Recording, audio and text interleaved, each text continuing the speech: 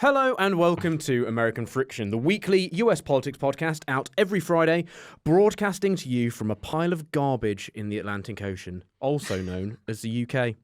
I'm Jacob Jarvis, and I'm only joking. I'm very, very patriotic, really. You are. I am.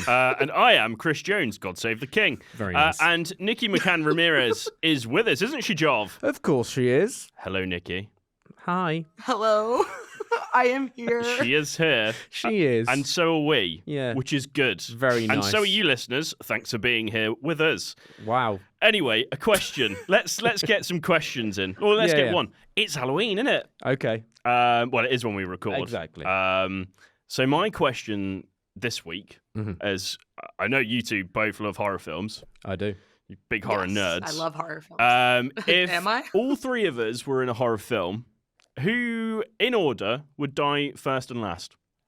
Ooh. Jarvis Nikki, dies first. you go first. Sorry. Jarv, okay. like hands down. Jarv goes first. Right, great. Well, it depends, because if it was a zombie film, I'd definitely go last. I've already got a plan. And That I've means saved you're going to both of die you. first. But yeah. Yeah, no, exactly. You thought about it too much. You'd overthink it. Okay. I actually... Jarv, you're too confident. You're too confident, like as a Yeah, person, okay. which is not necessarily a bad thing. But if we go by textbook horror tropes, you are the first to die. Okay. Yeah. All right, I'll take it. Well, it looks like your guys' orders are the same, because I assume you then put yourselves last. Well, I would have said both of you would have died first, but not because of the confidence thing, which is a good point, by the way. Knock it down a notch, Joe.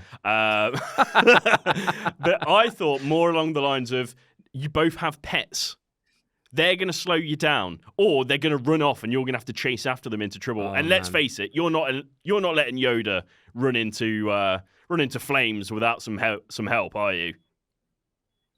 No, probably No, not. But there we go. also, I believe that Yoda is perfectly capable of ending the apocalypse single-handedly. But are you perfectly capable of allowing Yoda to put herself in front of danger like that?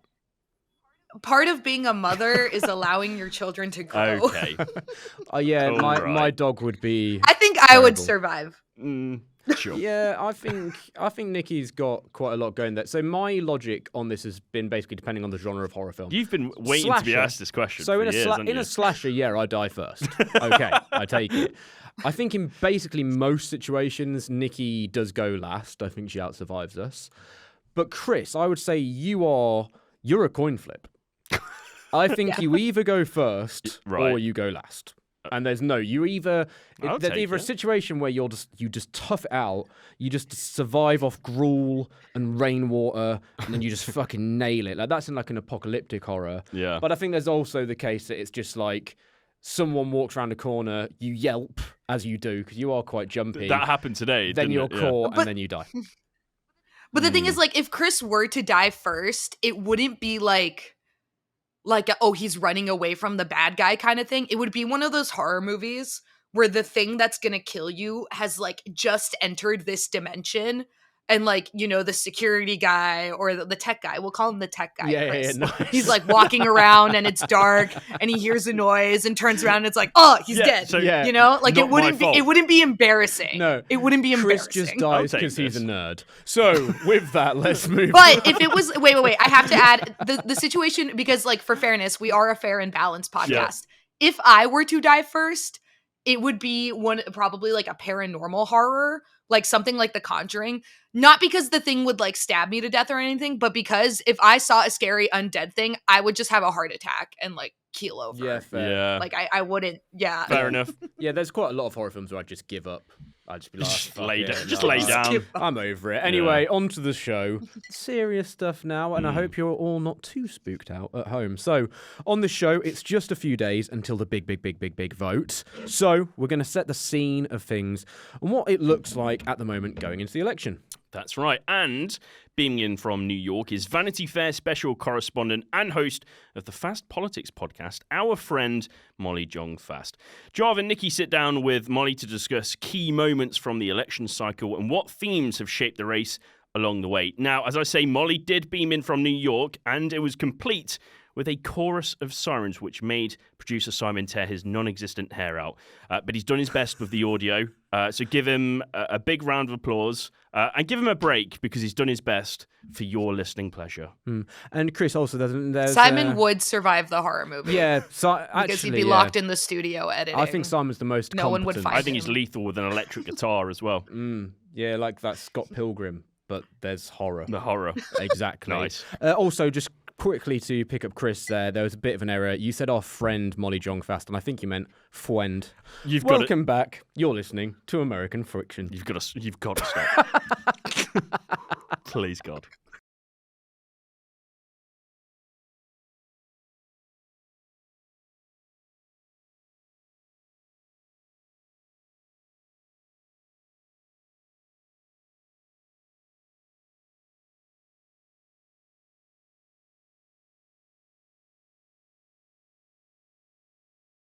Before we start, let's cut to the chase on something we need from you. YOU. We set up this podcast to follow the election campaign, which is nearly over, but we ain't going anywhere. We're going to keep going after the election, but we need your support to keep doing what we do. That's right. And great spelling there, Jarv. That was brilliant. No matter what happens, whether Trump wins or loses, the future of US politics will include drama and all kinds of twists and scary turns, making it Halloween. And we want to be there to explain it all for you, but we can't do that without your support, as Jarv says. So if you can back us on Patreon, it would mean the world to us. If you've never used it before, it's really simple to use. It means you can get episodes ad-free, extra episodes, and even some of the best pod merch out there. Visit patreon.com/American Friction to sign up. There is a link in the show notes. Go have a look. And if you can't support us financially, we totally get it. But please do us a favor. Go into your podcasting app. Subscribe to the show, give us a 5-star rating, leave us a comment, ask us a question. All of it helps us out. Do all of it. And you have to give 5 stars as well because it's illegal if you don't. Or I will cry. Exactly. So, Nikki, it's a few days away. Professionally, Yes. when elections come around, I do feel a little bit excited. But then personally, I also kind of dread them. What are you feeling more, excitement or dread? Dread. Dread. Yeah, sorry. Lots of dread. Mm. I'm trying not to think about it, which is incredibly difficult because this is my job. Sure.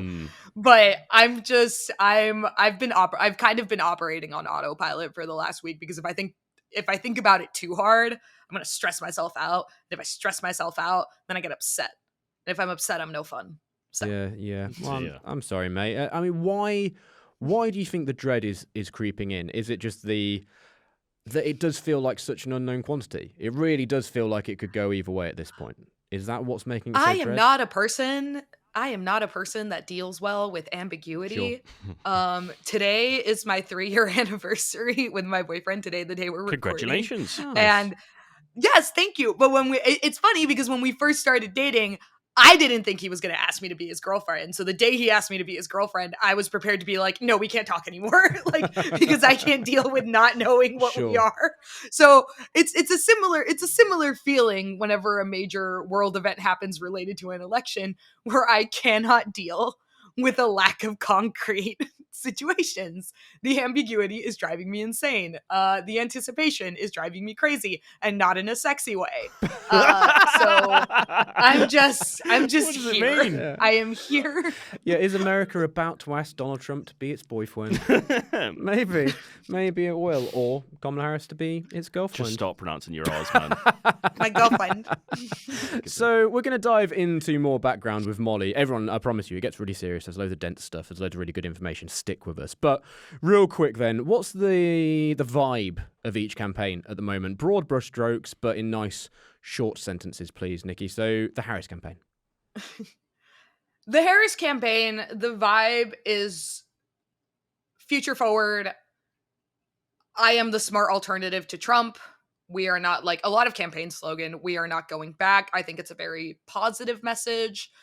And I think she's been attempting to really highlight in these final weeks the threats of what a Trump presidency will look Sure. like. It's still a lot about the policy messaging, but she had this big speech on the Ellipse this week, the same place where Trump had his infamous speech on January 6th, where she really drew a contrast between what Trump is offering and the version of leadership that she is providing. That's kind of her closing vibe.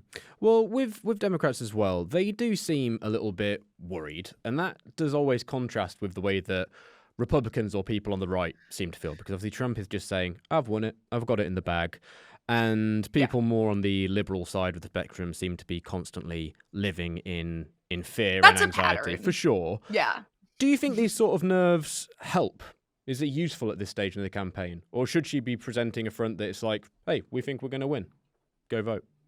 No, I actually think a little bit of nerves, a little bit of anxiety is good, because in those final days, what you're really pushing for, in the final days of a campaign, you're not really gonna be able to pull a ton of people either direction. There's not gonna be one moment that brings a winning coalition of voters over to your side. What you're really focusing on is making sure that even people who are undecided have a plan to go out and vote. And if there's a little bit of anxiety that you're underperforming, you're not going to get complacent on ensuring you're sending people to knock on doors, promoting initiatives to have people, make a plan to vote and bring 3 friends with you. If you have that inkling of anxiety, you're a little more motivated to work up until the last second to get anyone you can possibly get into the polls, even if they're an undecided voter who's not super sure yet. You just want the quantity. If you're approaching it from a standpoint of like, it's already in the bag, you risk letting those sort of last minute gets slip a little bit. And I think we might be seeing some of that in the ground game from the 2 campaigns. We've spoken to several people in past episodes who say that through reporting they've seen, people they've talked to, stuff they reported on, that Harris's ground game seems to be a lot stronger in the swing states than Trump's, where it seems that, the campaign seems to be a little more comfortable just sticking to big rallies, ad buyouts, and that could have a determining factor in the way the final vote plays out. So I think a little anxiety is good. Yeah. I think a lot of anxiety is self-defeating. Yeah, I suppose I'm being an anxious liberal here, and on the psychology of it, looking at the... A nervous For Nelly. sure, and I'm looking at the 2 sides of the coin, because there's a little bit of that if you feel like your side really needs your vote, then that motivates you to go out and vote. But then at the same time, it does feel good when you're voting for the winner. And that also can encourage you to go out and vote too. So I'm never sure, what the balancing act should be there. But I'm not a psychologist. An armchair psychologist, maybe, but not a fully fledged or qualified one. Idiot. Thank you. Biden, then, so we speak a little bit about Biden later with Molly Jong-Fast, and you guys defend him for biting that baby's foot. You think that's cool and cute and nice and sweet and funny. It wasn't a bite. It was a numb. It was a little Yeah, you're a baby biter sympathizer. I am a that's baby okay. biter. I like fine. babies are just Clip that up. like chubby babies. They're just. I think there is a psychological theory as to why we like to bite cute things, apparently. But again, I'm not a psychologist. You know. But so no, that's why I'm here. Anyway, but Trump has picked up on Biden being not very helpful. The whole garbage line. We can go over it and mull over it and say that he misspoke or whatever else it is. But at the end of the day, it's been interpreted as he called Trump supporters garbage. And to my mind, it doesn't really matter what he truly meant, because people watch the clip and go, what the fuck? That's kind of what it seems like. Yeah. Seems like he said. So Trump has then really picked up on that. It's quite rich what he says. He said first he told people to forgive him. Please forgive him, for he not knoweth what he said, is what he posted on Truth Social. But then after that, he said that he didn't come up with that on his own. But then after that, he said that he was running a campaign of positive solutions to save America, and that Kamala Harris is running a campaign of hate, and also criticised Joe Biden for calling supporters garbage. Yeah, I don't know. Has Biden really dropped the bomb that people are suggesting here when it comes to damaging the campaign? I really don't think so. I think it was a stupid, unforced error. It was, why are you saying these kinds of things on a Zoom call a week before the campaign? Like, it was an unforced error. And of course it was going to get picked up and Republicans were going to run with the same way Democrats would have run with a similar statement. And to that point, and I forget who exactly said this, But someone brought up an interesting point on the internet that it's interesting that like Harris has to answer for things Biden says, gaffes Biden makes, when at the same time, Trump isn't really expected to answer for the horrendously awful things that not only he says, but his supporters say about, Democratic voters, liberals. This is a man who, for the past several weeks, has been calling liberals and leftists the enemy within and threatening to purge them from the country using the military. Is that another weird thing, though, that Harris has kind of been lumped with, I suppose, is the power dynamic of her having someone who is a campaign surrogate but is also her boss. Like, that seems like a really impossible position to be in. And I suppose on the other side of it with Trump, he can always say, well, they're not important. They don't speak for me. And they do speak for him, but he can go, well, they're not really important. She can't do that with Biden because she can't be like, oh, yeah, fucking that guy, he's just talking. It's like, well, yeah, but he is the president and he's your boss right now. Yeah. And it's also this notion that, like, oh, Trump supporters aren't going to vote for Harris because Biden called them garbage. It's like, okay, like... Yeah, they probably weren't anyway. I don't think that's the final factor that's going to make up the minds of undecided voters. If undecided voters are still undecided after everything we've seen this election cycle, like, a comment like that from Biden isn't going to be the deciding thing. Moving on to the Trump side of things then, I suppose. How would you describe that vibe? My colleagues, Ryan and Oswin, had a really good article last week, I think, being about how, like, Trump's closing argument to Americans was basically, I will let you die if you don't vote for me. That's kind of the vibe. The last couple rallies, the last few weeks, and we've talked about it on past episodes, we've really seen an uptick in, like, Trump and his supporters' embrace of outright fascist rhetoric, threats to use the military against his opponents, bragging about his plans to put migrants in what are essentially concentration camps, his supporters and sycophants attacking Black people, Puerto Ricans, Latinos in really racist terms at the Madison Square Garden rally. This is a man whose entire campaign has been built around this notion of revenge. And I think that is the closing vibe of the campaign. It's vote for me and I will exact retribution on all the people that you do not like or that I tell you shouldn't like.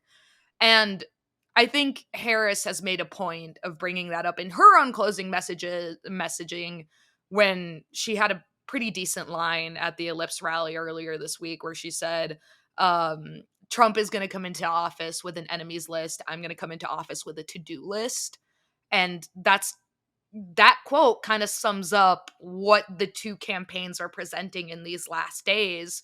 But I think, and I've said it before, Republicans want their followers, their supporters to vote with fear.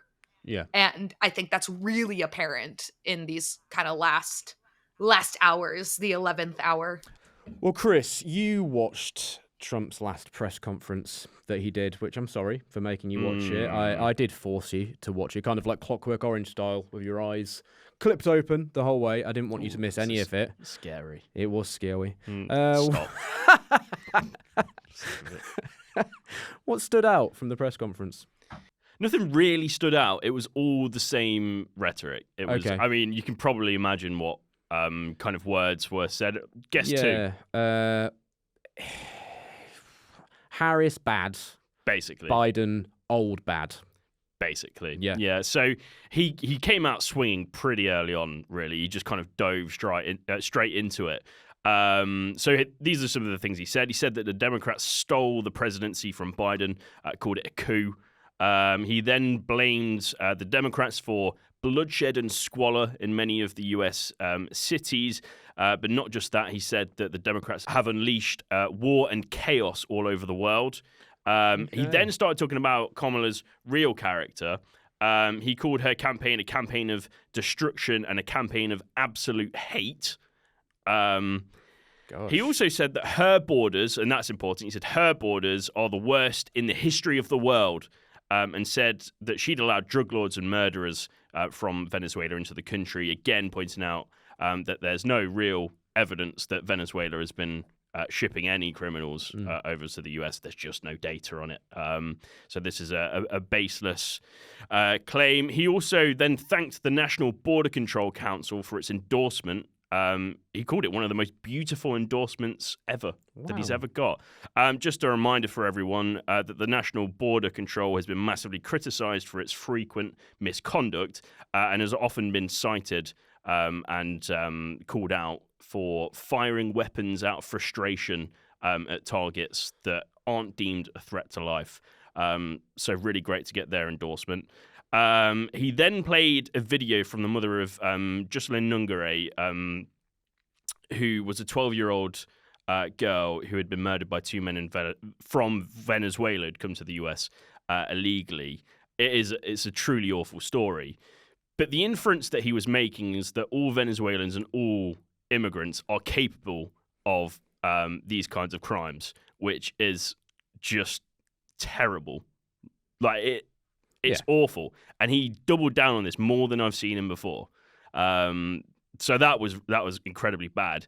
But also, if you look at the research behind his rhetoric of immigrants and especially undocumented immigrants inside the US, the University of Wisconsin found that undocumented immigrants had substantially lower crime rates than native-born citizens across a number of felony offenses. His rhetoric just doesn't make sense. And I think a lot of people know that, people who look into it, but a lot of people won't look into it. And that's extremely dangerous. Well, it's one of the things, Nikki mentioned kind of Kamala Harris doing her sort of snappy things. It's like, I'll have a to-do list and he'll have a revenge list and stuff like that. Yeah. And the issue is, you can't actually make the Democrats' messaging get kind of snappier than some of the stuff that Trump's saying. It's because it is just base level hatred and fear and shit. And so it's just, It's like, there's a lot of it. But when he makes a point and it's very blunt, it's like, well, yeah, because it's just sort of, it's like primal feelings almost is what. Yeah, and if you don't know the research, you don't know any of the data behind it, you don't really know the reality.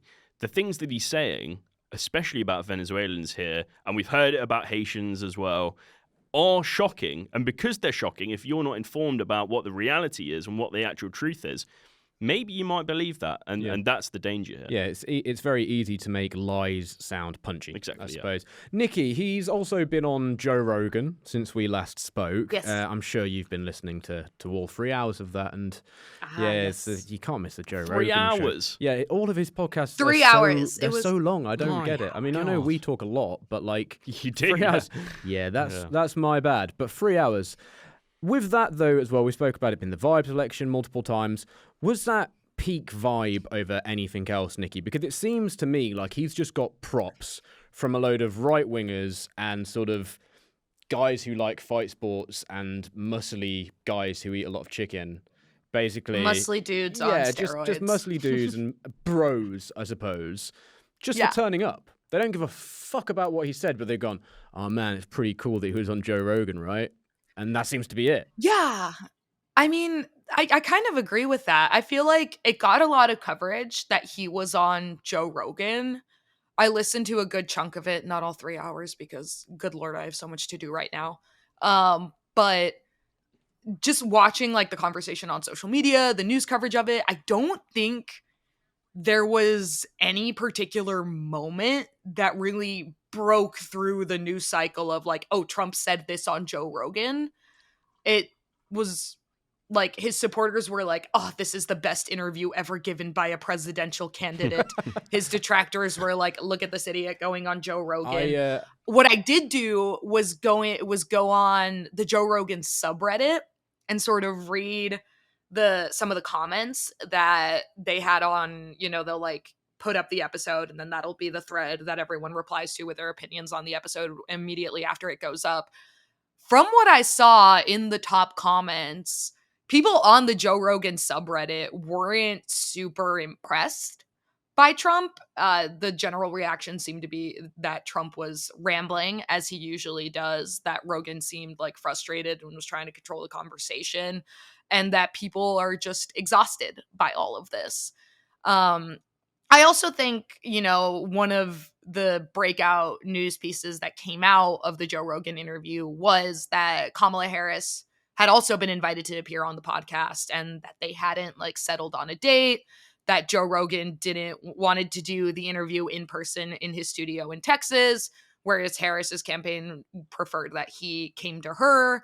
So we'll see. There's still time for her to theoretically do it, but also at this point, I think in the campaign's calculation, it's, well, how much are we actually going to get out of taking time away from campaigning in critical swing states to go to Texas, take out multiple hours, probably like half a day that we could be campaigning to, record a podcast that is by and large more conservative leaning than the people she's trying to appeal to. It's with the Joe Rogan podcast as well. One thing I kind of noticed was that, so I know Joe Rogan didn't exactly give him very hard questions. He didn't really press him on his stuff. He never does. But something that was quite telling and quite interesting were a couple of moments. One, the big moment where Trump goes, "I lost, I didn't lose," and Joe Rogan just kind of laughs at him and is like, "Okay." And I don't know, sometimes there's something in an interview technique of just, let the person say what they're going to say, let them make themselves look stupid. But the other thing that I thought was quite interesting, which people have noticed less, I suppose, because it's less important, they got talking about fight sports for a long while, and they were talking about, UFC and stuff. And Trump basically made up a fighter to talk about a metaphor at some point. And he was like, there was this fighter, and he lost, he was 13-0, and he was He's coming up with these stats. And Joe Rogan, who you might not like, but knows a shitload about fighting, literally just goes, "I have no idea who you're talking about." And Trump's like, "I'll find the guy." And he was just referencing this fighter that didn't exist. What's the guy's name? Jeremy? Jeremy, pull that up. Yeah, and it's like, basically, it really showed from Trump that maybe one of his skills and what he will talk so confidently about stuff that he just obviously doesn't know about.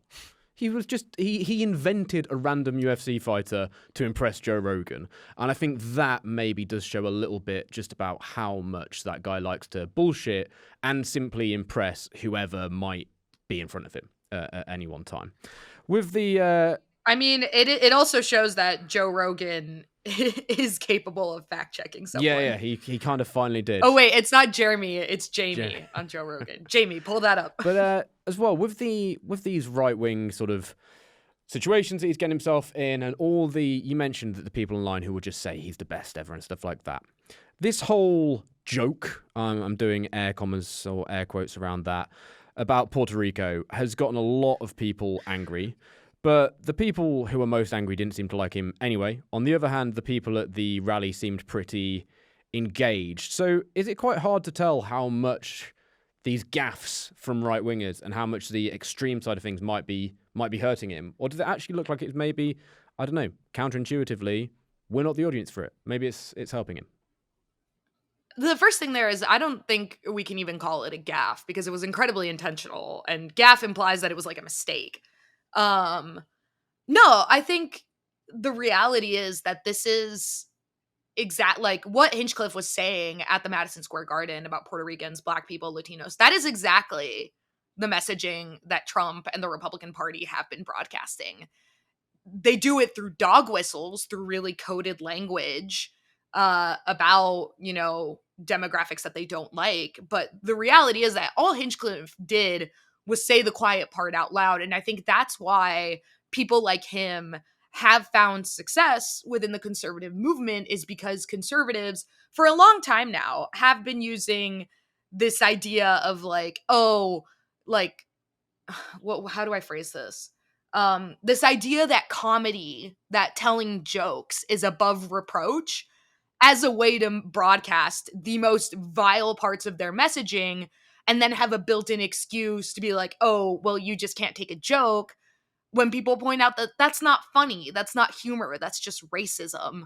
Well, another thing as well with the whole joke defense, which I agree with you, I question it. I question being able to say something that's just obviously racist and offensive is a joke. But the other thing is they seem to disregard completely context and where you are saying the joke. If he'd said this in a random comedy club, some random backwater comedy club somewhere in America, and it was for a fucking Instagram clip or some sort of reel or whatever, yeah, sure, it would have still been offensive, But there may have been some people in the room who would have shouted back at him. There may have been people in the room who just go, haha, whatever, and they chose to go to it and stuff. What he seems to have forgotten or not taken on there is it's like, but you are at a campaign rally for a presidential candidate, and you're saying on this gigantic platform, you're saying it in this place. I agree with you in terms of the context of this, but I will say, I think that if this had happened at any other Trump campaign event, it wouldn't have made the news that it did. The reason it was such a big deal was because it specifically took place at Madison Square Garden. That choice of venue was an intentional message by the Trump campaign. Madison Square Garden is the entertainment heart of New York City, which is, this deeply, deeply blue state, a deeply, deeply blue city that made Trump. It was the birthplace of sort of the public figure of Trump as an entertainer, as a reality television star. To hold a sold out rally in Madison Square Garden with, thousands of MAGA aficionados, MAGA fans, Republican diehards. That was a message to Democrats. That was them saying, we're here, we're in your backyard, we're in your territory, and we're doing this here. I think the Trump campaign wanted it to be the really spectacular closing event of the campaign, because the next week was going to be all local rallies, local get out the vote stuff concentrated in swing states. This was supposed to be the last big bang of the Trump campaign. What they didn't account for is that all that scrutiny, all that media attention meant that they really had to recalibrate what was going to be said before Trump actually took the stage and really vet what sort of messaging they wanted to put out. They treated their speakers kind of like they would treat any other big campaign event. And it backfired because the story coming out of that wasn't necessarily Trump's speech. It was Hinchcliffe and all the other racist, xenophobic, misogynistic commentary that is present at other Trump campaign events, but was said at this very unique venue that means a lot to the national population.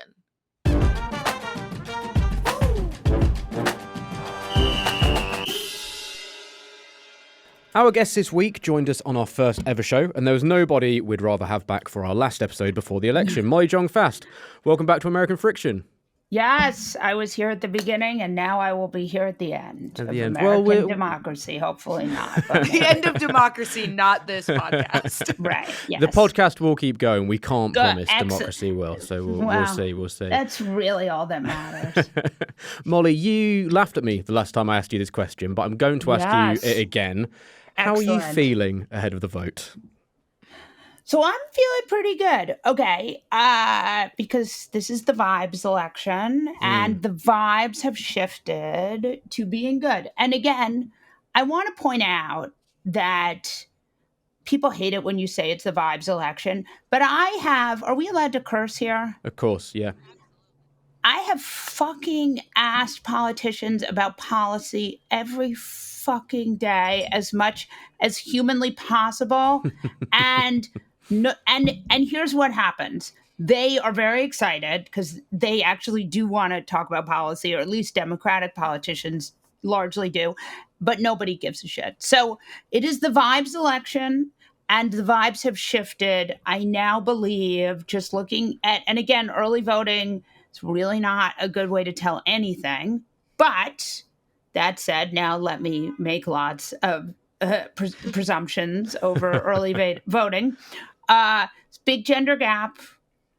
I think women are not having it.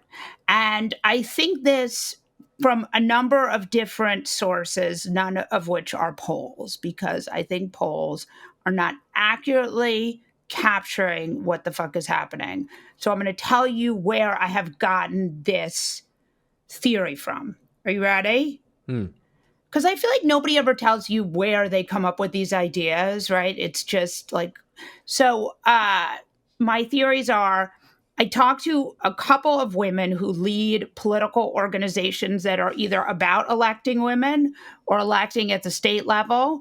And these are women who are realistically pessimistic because they work with women and government and they know how sexist America is. And they are all like, women are supremely furious. And we are hearing on the ground fury. And then the other part of this, which is anecdotal, but I talked about it today on TV and I got a bunch of messages about it. So it makes me think it's not that anecdotal, is that we're hearing from, I've heard this story from 3 different people. And when I said it on TV, I got more messages. So canvassers going to Trump neighborhoods, the dad comes out and says, Trump's got my vote. We're a Trump household. The wife motions that she's not doing it. Or the daughter says, And we're seeing that. So the question is, if we're seeing that, I think there's a larger thing at play here. Well, with everything looking, everyone's talking about it being completely split 50-50. I know you're dubious about whether polls are worth paying all that much attention to in a lot of ways. That 50-50 talk things, is that representative of just how America is? And it's probably always going to stay kind of 50-50 if things don't massively change in society or politics? Or, as you say, is that maybe a failure of polling to be particularly accurate, or also of the media to go, well, there's the polling, but then there's these other factors and we can paint a bigger picture if we to use them together, let's say? Well, so the exit polling, which again, also not a science, has her way ahead. So, but the exit poll, people when they're leaving say, I voted for her. So that also makes me a little dubious about the idea that half the country wants fascism. I would also add, my man, Donald Trump, has been doing this for a decade, right? And well, he has aged. We have all aged. And I'm just not convinced. I mean, if you compare 2016 Trump to 2024 Trump, the drop-off is humongous. And I think part of it is he's older. He's 78 years old. He's the oldest person ever to run for president. A statistic we talked about all the time when Joe Biden was running for president, but we never talk about now, right? It's the oldest person to ever run for president, and nobody cares now. He's a lot older, but I also think he's and I love a Nepo baby. I am a Nepo baby. I embrace Nepo baby culture. But I am about to commit verbal Nepo baby on Nepo baby violence, which is, this is not a person who has hard hands from hard work, right? This is a person who has really fallen, who was born on third base and thinks he hit a triple, to quote Molly, what's her name, from Texas, Molly Irving's from Texas. I just think the late great Molly Irving's. I think that I think this guy is bored. I don't think this is, it's not golf and dating models. Well, on the boredom side of things, then I suppose we'll get into some more specific key moments. But looking at the 2 campaigns here. For each campaign, what would you say have felt like the biggest failures, being even-handed? So starting off, let's say, with Trump, what has his failure been? Has it just been being bored? I mean, I think they've done a very good campaign considering how unstable, bored, and slightly brainworms the candidate is, right? I mean, they've done a very good job. Chris LaCivita, Susie Wiles, have tried their best to keep my man on message. The problem is he's 78 years old. He's exhausted. He's painting himself orange for some unknown reason. And he wants to dress. And the problem also, one of the underlying, and look, if he loses, this will be one of the underlying reasons why, is that you have all of these billionaires in this campaign who have never been around anyone who has ever told them the truth. So you have Elon Musk jumping around, making his body into an X as a way to support the brand? I don't know. I mean, it looks ridiculous, okay? And he's saying things like, well, citizens might have to suffer some pain, financial pain to cut the deficit. Your closing message is you're going to take away Social Security and Medicare. I don't know, man. So you have that. And then you have people like my favorite is the head of Trump's transition team, Howard Lutnick. He was on CNN yesterday. Yeah. And he said that RFK Jr. has some really good ideas about vaccines. And we just need transparency, and nothing wrong with transparency. And he's going to give RFK everything he possibly can because he just wants the data. He just wants the data. Wants the data. And Lutnick, I have to tell you, as someone who respects the hell out of really sleazy rich people, he seemed so unhinged on CNN. I was like, you're on television, right? We can all see you. And so it was him, Elon, and then you have other billionaires. I mean, it really is. This is an election where we've seen a lot of billionaires really embarrass themselves. I really like it. That has been the highlight. But on her side, I think they've been too careful. I think she is, when you listen to her talk, she's like listing how she's going to get rid of fentanyl, right? She's like, this is how you prosecute fentanyl. You do this, this, this, this, right? This is what Donald Trump is like. They're taking the fentanyl. These beautiful people, they're so attractive. I mean, it's not, you cannot compare these two candidates. So I think she's been too careful. I think that one of the things she may have done is I wish she had kept doing the rallies. I don't think she needed to. I think she should just take up as much oxygen as possible. I think voters like her. I think one of the things, and again, like I remember, I was a really early Harris person. Like I interviewed her when she was vice president a couple times. I even I would be in green rooms and people would be like, she can't be the candidate. And I'd be like, why not? And they'd be like, well, she's just not good at this. And I'd be like, no, she is. And I'd be like, I've interviewed her. I know what I've seen. And so I think, and like the honest truth is this rollout has been really good. Like there were so many people who were like, she can't do it. She's not good. She's not a good speaker. I'm listening to that rally last night and I thought, it's pretty fucking good, and people are like loving it. They are screaming their heads off.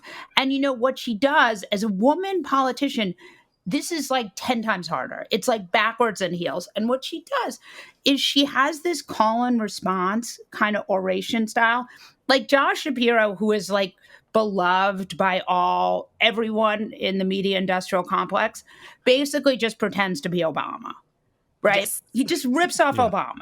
He even knows he rips off Obama. Whereas Harris has her own style. And one of the problems that Hillary had was that her style was very, it felt like she was yelling at us. I don't want to be misogynistic when I describe it, but it definitely felt like she was yelling.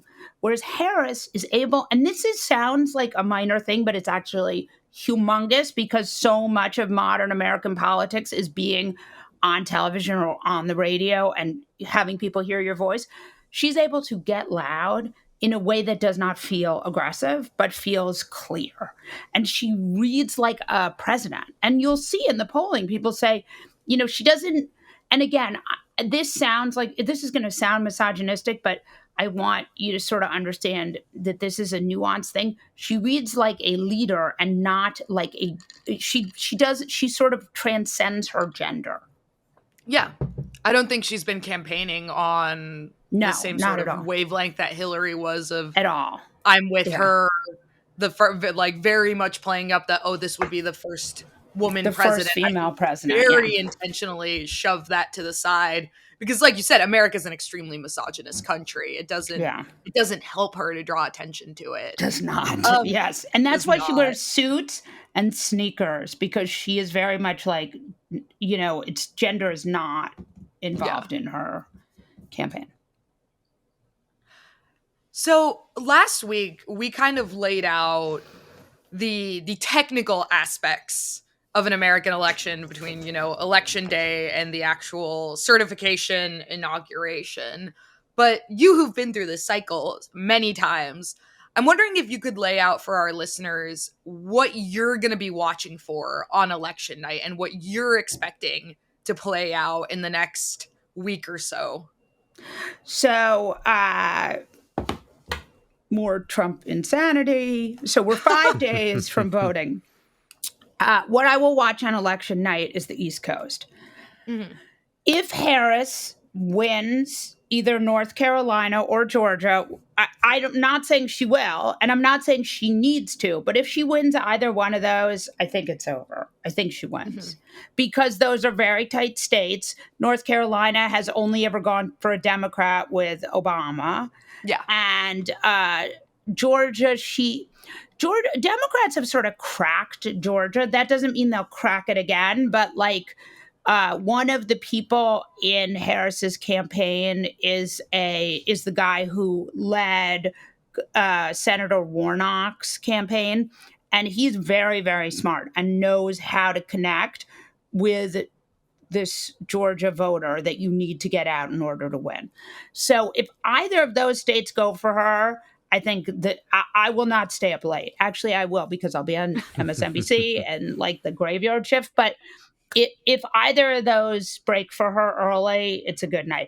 Also, Virginia, right? Like, remember how Virginia, during Clinton's ill-fated 2016, which we're all still like a little bit traumatized by, she could barely win Virginia. So if she's running ahead if Harris is running ahead by a lot in Virginia, that will be another sign in my mind. And so she wins if she's crushing it in Virginia, wins North Carolina or Georgia, those will be really early bellwethers. So it's going to be a good night.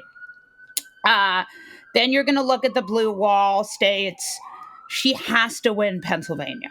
I mean, there are other math situations where she could lose Pennsylvania, but she really needs to win Pennsylvania. Yeah. Pennsylvanians think she's going to win Pennsylvania. They have had hundreds of thousands of people knocking doors. Now, maybe people don't like having their doors knocked, but I don't even live in Pennsylvania, and I know like about 7 people have gone to Pennsylvania. So maybe that hurts her, but I think it probably helps her. And so Pennsylvania, Michigan, which again, Michigan has this uncommitted voter, these Muslim voters, not a huge group, but big enough to be decisive, who are really, really upset about Gaza, as are we all, right? I mean, in fact, she even says it too. And as a Jew who I'm upset, I mean, we're all upset. What we're watching in Gaza is there is no way to understate how shitty it is and how bad it is and how it is bleak and it's really, this corrupt Netanyahu trying to drag this on as long as possible to help Trump. So, and killing many, many people and collateral damage. And also, you still have these hostages who are getting murdered or dying because Netanyahu's first priority is not to get them out either. So, terrible situation. And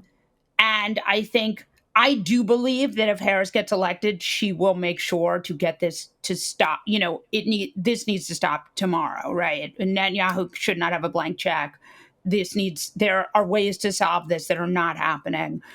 So yes, but those voters, we don't know what they're going to do. We're certainly seeing some that will stay with her, and she needs to do everything she can to make the case that she will be better for them than Trump, which obviously the guy who did the Muslim ban is not what you want. But voters need to be... And who gave a blank check to Netanyahu during his administration, regardless of there not being an active conflict. Exactly. And I would say this, one of the things that Harris has done has been really smart, and she said this, with black men voters. She said, I have to earn your vote, right?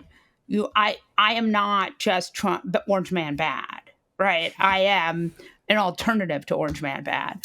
Yeah. So Michigan is a question mark, though there are women voters in Michigan, right? Like, remember, Michigan is led by a woman.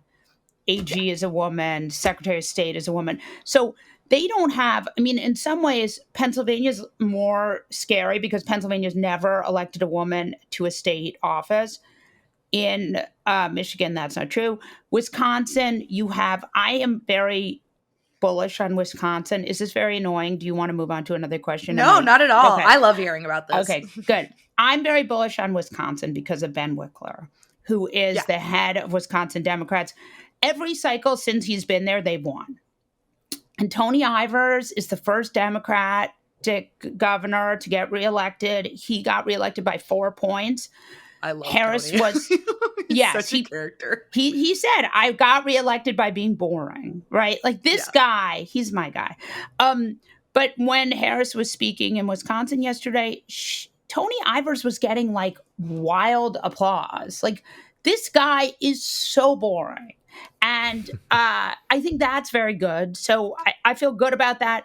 I still think Arizona, I have a lot of trouble imagining a world where Ruben Gallego wins by 11 points and Harris loses his state. Yeah. Now, there are Gallego Trump voters. There are. They exist. This is probably the only one of these states where you could say that maybe there's 2-3 points of that. Yeah. But I don't think there's 7 points of it. And maybe he doesn't win by 7. Maybe he only wins by 4. I still think he drags her over this. I also think part of it is that Carrie Lake is a joke of a candidate. Yeah. But I would not sleep on, there are 2 stories that don't get covered in mainstream media at all. And that's Indigenous people. Yeah. Right? Biden apologized to Indigenous people last week about the boarding schools where these Indigenous children were murdered or where they were kidnapped. Don't sleep on that, right? And Deb Haaland is the first Indigenous woman, right? And she is the Secretary of Interior. These people have pushed Democrats over the top in Arizona before and in Nevada. Don't sleep on them. Like, they are more motivated than ever. The other thing I would say is the LDS community, the Mormons. The Trump world has been uniquely fucked up about their outreach to Mormons. That is a big group, not just in Utah, but also in Arizona and Nevada. And if this is a 10,000 vote race, 20,000 vote race, like, you don't get, they used the image of the Angel Maroney without the churches. Okay. They did a number of dumb stuff. They made beer cozies and coffee cups. Mormons don't drink beer. They don't drink alcohol. They don't drink caffeine. Like, they just did a number of stupid things that are really offensive. Yeah. And I just wonder if that ultimately, and remember, these Mormons have not liked Trump. Historically, Mitt Romney's been a big Trump critic. I could see that hurting Republicans too. And just looking a little bit further back in the campaign as well, sort of Biden dropping out feels like an incredibly long time ago now. And the timing, I think, when it initially happened, everyone thought it seemed like a masterstroke. Because right after the assassination attempt, it completely switched what the talk was around. It seemed to move things on. But now, as we get nearer to the election, does it feel a little bit to you that almost he quit with too much time and also too little time to go? Because I kind of get that feeling when I watch the Harris campaign that it's been almost too long for them to maintain that initial bump and enthusiasm and the sort of brat summer vibe as well, but not quite long enough for her to really separate herself from him entirely and to get across the policy. Not that she hasn't said there's policy, but for the media to take in and for people to get it into their heads that she's putting across policy. So yeah, it feels like there's been a double-edged side to it. And then now that Biden is, calling people garbage and biting babies' feet and stuff, you kind of think, if she had a little bit longer, she could turn around on it a little bit. Okay. So I'm just going to say, if you haven't made a baby giggle by numbing on their chubbiness, you haven't lived. You haven't lived. Yeah, I don't think, first of all, the guy who does all the gaffs, who has a stutter, making a gaff is not, he didn't mean to call them garbage. He was talking about the comedian. He couldn't remember Hicklins or whatever the fuck that guy's name is. Jax, sure. I don't. It's obviously like Biden is he's a really old guy, right? Which is why he Sure. dropped out. And he's never been a great speaker, and he's always been prone to gaffes. So that, I don't know. I mean, I think, look, I think he dropped out when it became clear that he could not win.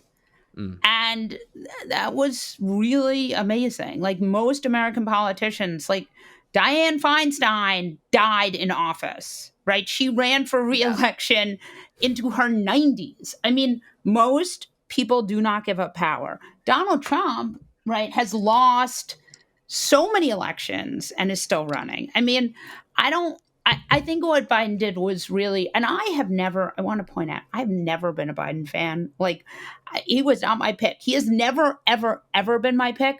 And I'm telling you, like, he did a lot of really good legislation. And then when he saw he couldn't win, he dropped out. And I'm not sure that there are any other modern presidents who would have done that. Let's close it on political violence. Yeah. I think clearly the assassination against Trump in July was one of the defining moments of this campaign. It kind of feels like it was a million years ago at this point. Yeah. But I think a through line throughout this entire campaign cycle from 2020 to today has been this simmering threat of political violence, a repeat of January 6th, a repeat of the violence we saw in 2020. We're already seeing reports of ballot boxes being set on fire, poll workers being harassed or assaulted by angry Trump voters who don't want to take their MAGA hats off when they go into polling places. I'm interested in your thoughts on what role the threat of political violence has played in this cycle, as well as how much of a factor do you think it will be in the aftermath of Election Day? Do you think we'll be seeing a repeat of 2020 or something more like 2000 when Bush won through the Supreme Court? Like, just in terms of what Republicans have learned or the strategy change from 2020. It's a good question. And the one of the Supreme Court reporters for The Economist said that this decision out of the Supreme Court on partisan lines yesterday about those 1,300 ballots in Virginia won't necessarily be it won't decide the election. Virginia is usually a blue state, but it is very scary because this Supreme Court, as you and I all know, is highly partisan and very happy to put its finger on the scale for Donald Trump, who they gave presidential immunity to last season, as you'll remember, which would make the Nixon's crimes no longer crimes by virtue of the Supreme Court's insanity. Here's what I would say. So I'm going to watch that Supreme Court like a hawk. And I am, in my mind, that is the biggest danger, is that they go in there and do something crazy because they are super unhinged, very hot to hold on to power. And you'll remember, Thomas and Alito are exhausted, and those guys want to retire and go yachting and private jetting with Harlan Crow. Yeah. And Leonard Leo. Right. And they can't leave if it's a Democrat in office. So, Donald Trump would like to replace them with people in their 20s and who are, religious zealots. I think that political violence is super scary. We have gotten so lucky. I mean, so lucky, right? Donald Trump has, and many, many times told his supporters to, that the press was the enemy of the people, that they should go and rough people up, right? That they, if they're going to, endless rhetoric. And we've just been very lucky that it hasn't happened. I hope that our luck continues. And also, I have to say, like, law enforcement has done a really good job, right? Like, the FBI has been on it. I mean, Governor Whitmer, there was a plan to kidnap her. Like, this is real stuff. And they've done a very good job of foiling a lot of this stuff, or criminals are very, very stupid. But either way, I think it's scary, and I think that, but I don't know how it plays. I mean, I'm not a psychic, but certainly I would like it to not happen, and I think we should all try as much as possible to, be committed to keeping the rhetoric down. Though, of course, none of us were the people who were having the rhetoric that was so fiery to begin with. Molly, I've got one final question for you. So if Trump does win, you're more than welcome to come stay with me and Chris in London. Perfect. But I want to ask, do you think you're a good, I've got to use the Americanism here, do you think you're a good roommate? We'd say flatmate over here. I will be a good flatmate. I will not leave. I'm going to stay and fight, man. and as my grandfather, who was jailed by McCarthy, my brother and I were talking about this. My grandfather was Howard Fast, who was a communist, refused to name names, a House of Un-American Activity, ended up in jail for 3 months and then unable to work for years. You put me in jail, man. I don't want to go to jail. And and I certainly don't think I've done anything that merits going to jail. But you know what? I will stay and fight. I don't want to. It's too stupid for American democracy to end by a reality television host. So I'm not going anywhere, man. I'll see you in the gulag, Molly. Yes.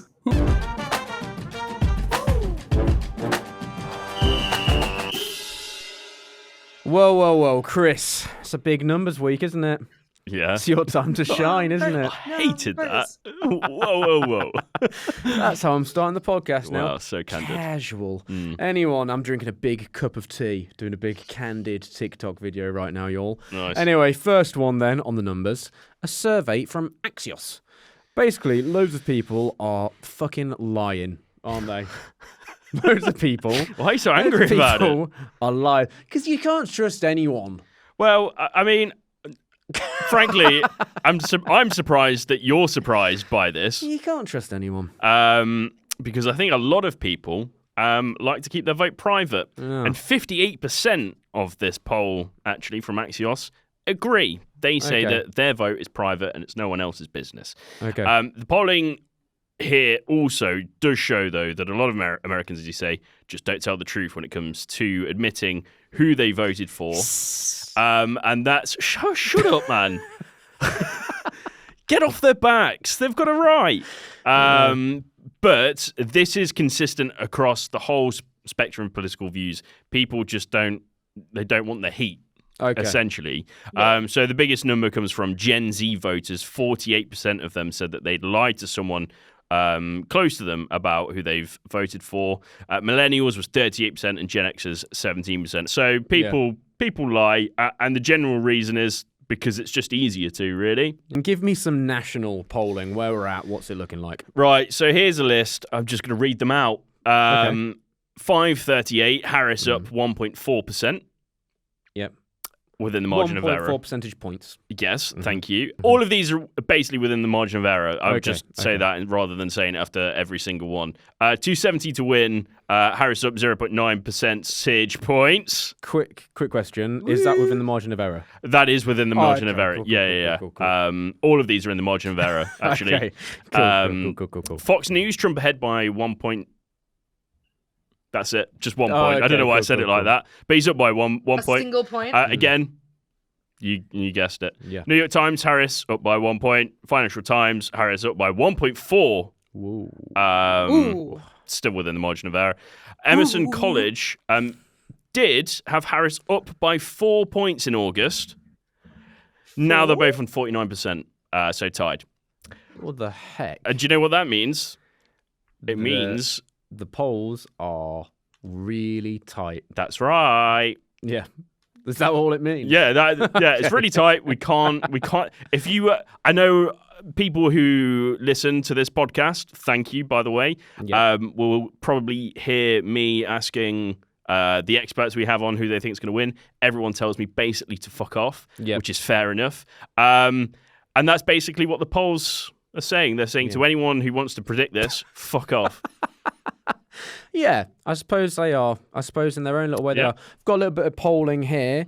100% of our listeners are the best. Is that within the margin of error? That's right. It's completely out of it. Nice. Anyway, so give me some swing states. Because we can see a little bit more from the swing states. They're not all quite as tight, are they? Or are they? Yeah. Oh, for God's sake. I'll be honest, I saw this in the script and didn't really bother looking at that much because for a long time, Wow. a lot of it has been within the margin of error. The only thing that I've been looking at that I think is most likely is Trump takes Georgia. Because he leads that by almost more than the margin of error, according to 538. And the New York Times also has Trump up by 2 percentage points in Georgia. And most national polls do have Trump up in Georgia by around about the same amount. So that looks the most likely, perhaps. Yeah. Pennsylvania keeps being tipped as the one to watch, but everyone has them tied. Okay. Pretty much. So again. I'm gonna fall up. So She's gonna throw up, everyone. we speak a lot about groups then, so because we can't. It does feel like with the polling, it's very hard to take very much out of it. But we speak a lot about different groups, different demographics, whether that be white women, Latino voters, suburbanites, all that sort of thing. How are some key groups leaning? You're gonna love this. It's too tight to tell, really. So let's take white women and Latinos and Hispanic voters, basically, you mentioned there. Historically, they've voted opposite to each other. White women historically voted Republican, quite considerably so, and Hispanic and Latino voters, Democratic, largely, although turnout amongst that demographic fairly low. But what we have seen is that difference in votership, I guess, is now blurring. Reuters and Ipsos conducted research with 15,000 people, and they found that Trump led Biden by 12% amongst white women last time around and up to before Biden pulled out. Now Harris has clawed it back to a difference of 3%. So she's made up 9% on Trump there with white women. And now Trump trails Vice President Harris by just 2 percentage points among Hispanic men, 44% to 46%, which is, when you compare it with Biden's rating and scoring with Hispanic men, he had a 19-point deficit with Biden at the same point in 2020. So we can see that Trump has clawed back some support from Hispanic men. Nikki, one thing that I've kind of thought about lately is Congress. Oh, don't hurt yourself. I know. Very good. Ouch. Anyway, Yes! I wanted a treat and I got a trick. Anyway, one thing that I've been thinking about is Congress. And I feel like we've not massively, really over the last few weeks, spoken about Congress. We've spoken about how important it's going to be, but actually what it kind of looks like, what results there go. So how are things looking when it comes to that? First off, looking at the Senate. Super duper tight. Again, I think it's important for listeners to remember that in both the House and the Senate, the party in power only has a margin of like a handful of votes. In the House, the split is like less than 10. In the Senate, I think it's 50-50 with Harris being the tie-breaking vote right now. We have 47 Democratic senators, 4 independent senators who tend to lean Democratic, and then 49 Republicans. And, you know, Harris throughout Biden's presidency has pretty much acted as a tie-breaking vote since 2022. So it's tight. It's pretty much as tight as the presidential race. I think the big thing that people are looking for, and what we've seen in polling, is that a lot of these Senate and House races, the Democratic candidates are actually overperforming Harris. So typically what you see is in an election is that the presidential candidate will help pull down ballot candidates to victory. So if there's a high margin in favor of Harris, ideally she would pull some of those more vulnerable House and Senate candidates with her, just because people will go and vote Democratic down the ticket or Republican down the ticket if it's a Republican presidential candidate. We're not sure that's going to happen. It seems that it actually might be state level candidates who help pull Harris over the line in some states. Some races to watch. So Sherrod Brown, the Democratic senator from Ohio, is facing a really tough re-election challenge from Bernie Moreno, Republican. in Ohio. That's going to be a big one to watch. If they manage to hold that seat, I think Democrats will likely keep the Senate because that is a really tight race. And if they manage to hold that seat, maybe flip another one or two, I think they'll keep the Senate. Another one that I'm very interested in is the Senate race in Nebraska between Deb Fischer and Dan Osborne. Dan Osborne, the Republican, is the incumbent senator there. There is a chance that Deb Fischer might be able to flip the seat to Democratic, which would be huge, huge. The other one that I think is a little less likely, but would be super duper cool, is Colin Allred and Ted Cruz in Texas. Texas's really restrictive abortion policies since the overturning of Roe v. Wade have been a cancer on Republican candidates there. And we're seeing, for the first time in decades, a really significantly close race to unseat a state level elected Republican. Beto O'Rourke, who ran against Ted Cruz a couple years back, he got close, but nowhere near close enough. Allred is polling within a couple points, 3 or 4 points, depending on, what poll, from Cruz. Cruz has been unable to give decent answers on the question of abortion. And there is a decent chance that Allred manages to flip that seat, which would be insane if Ted Cruz got voted out of office. It'd be wow. That would probably make my day. In terms of the House, it gets a little more complicated because in the House you have over 500 seats. It really is just a lot more electoral math.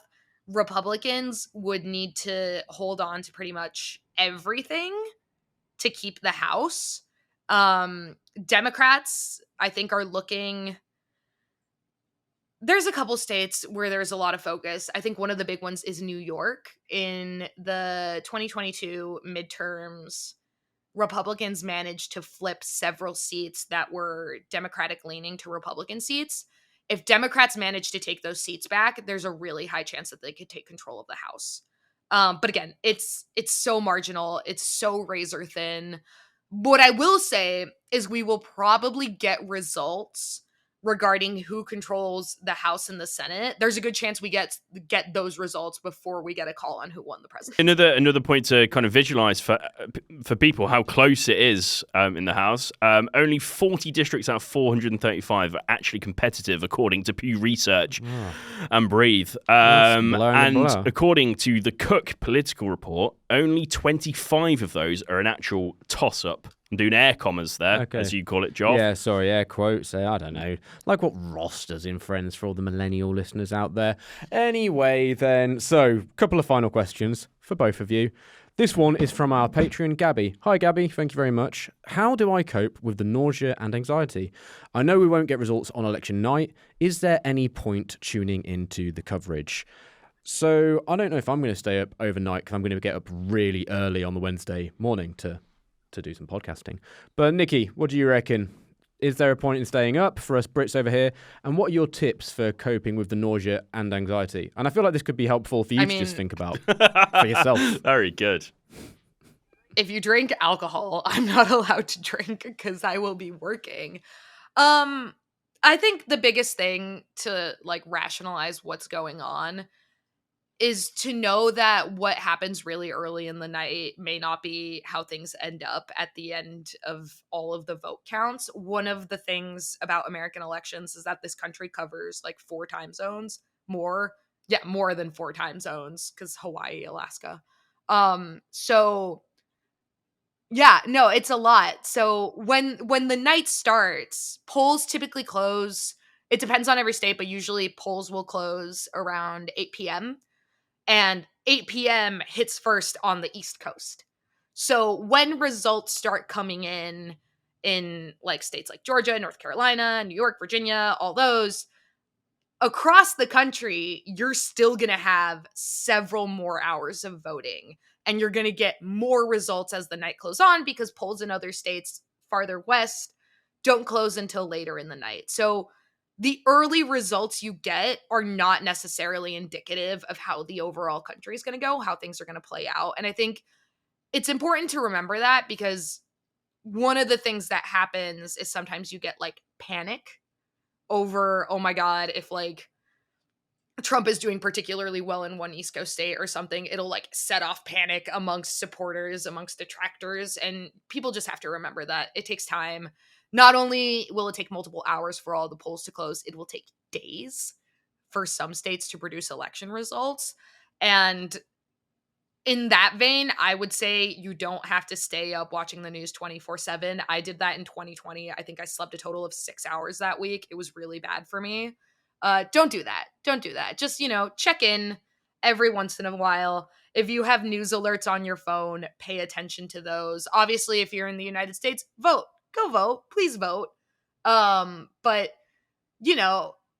at a certain point, you just have to remember that, like, making yourself sick, keeping up with every minute detail, every minute decision in every state is just gonna, like, drive you a little bit insane. And it's better to just detach for a bit, go do something fun. If you're doing election night stuff, do it with friends. And yeah, Godspeed to everyone. Thing is, I'm not the best person to give advice on this, because I will actually be on the verge of a meltdown. Incredibly motivating. Godspeed. I'm not here to motivate well, you. Look, you've already done it, Nikki. So that was proper like I tell it like it is, my people. That was proper like a speech from the West. No, because I have a very vivid, like the first election I voted in was 2016, and I have a very vivid memory of like having an election party with my roommates and some friends in my apartment. And at like before 2016, before the actual election day, everyone thought Hillary was going to win. So I got plastered, and I was laying down on an inflatable mattress in the middle of my living room with a projector showing the election results, staring at the ceiling, being like, "Oh my fucking God, what just happened?" And it was terrible. So, like, and then 2020 was just a week of anxiety while Trump was like, "I won the election." Sure. Like falsely claiming voter fraud days before we actually had an official call. Like, I have not had a good experience in elections, so I can't tell people what it feels like to have a positive experience on election So, Gabby, night. Ignore everything Nikki just said. Just chill. Just chill. Yeah, that's like very, you. That's motivational. I said to chill. I said to chill. I support but chilling. It was you that said it, so. I said chill. Sounded so chill, my man. Right, well, on that note as well, a bit of advice from myself, and I suppose this is a podcasting service announcement. We are going to be doing a special bonus podcast on Wednesday morning. Anyway, me, Chris, and Nikki recording at about 7 a.m. next Wednesday, so 2 a.m. Nikki's time, I think, over in the States. So, yeah, go to bed and get up early and listen to us. Exactly, because we've got the best coverage and analysis out of everyone in the world. So, yeah, just you will hear exactly how not chill I am at 2 a.m. Exactly. So, yeah, we'll have that next Wednesday. And then don't worry, we'll still do our normal episode coming out on the Friday as well. Now, I know I said that was a finally question, but I've actually got a final question, and I'm surprising you both.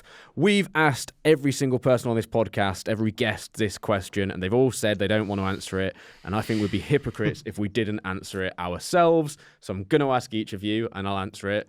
What's your gut feeling? Who do you think is going to win? Nikki looks like she had her head in her hands there for a little bit, so I'm going to go to Chris first. Gut feeling? Who do you think? I know what your gut feeling is, because you've been bounding around the office shouting it out. I'll answer it at the end. It's all within the margin of error. Okay, but yeah, stop being a coward about it. What's your feeling? It's all within the margin of error. Either one of them could win it. Sure. Give me one of them, Harris or Trump. I don't think I can. It's literally that. Come on, who do you think? Stop in the numbers guy. A month ago I would have said Harris. More recently, I think Trump's campaign has developed a speed that is worrying. That's my answer. So Trump. I didn't say that. I said it's all within the margin of error. All right, I'm going to come back to him because that was a wimp out. Nikki, what do you think? The winner is this podcast and the friends we made along the way. All right, I'm going to start, and then you guys are going to have to do it. I, at the moment, unfortunately, am feeling more Trump, because I just think some of the momentum with Harris's campaign sort of waned a little bit.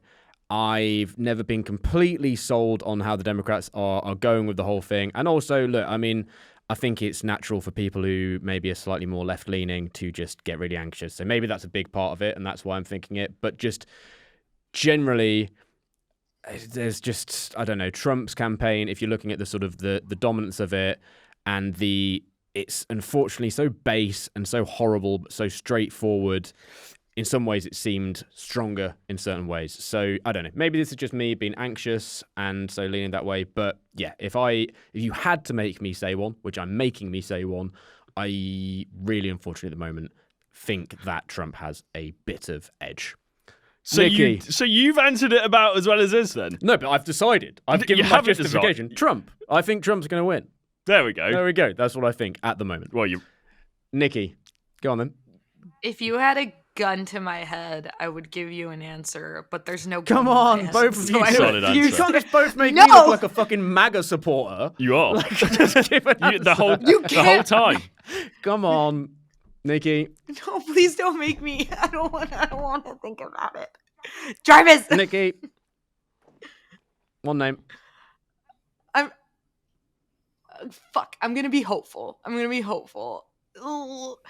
I just this is Harris. Harris, not for any rational reason other than I want it to be Harris. And if I'm wrong, I'm wrong. But like at this point, I need something to hold on to, or I will go insane. And if you're wrong, it's because you jinxed it for saying it, Chris. Very good. Why are you doing this to me? I'm a nice person. I mean, as I said before, based on the momentum that Trump has gained, he's finishing stronger, that's for sure. So Chris thinks Trump. Okay, so yeah, sorry everyone. But not Democracy's stronger over. in a positive way. Exactly. And that could change things. Sure. All right.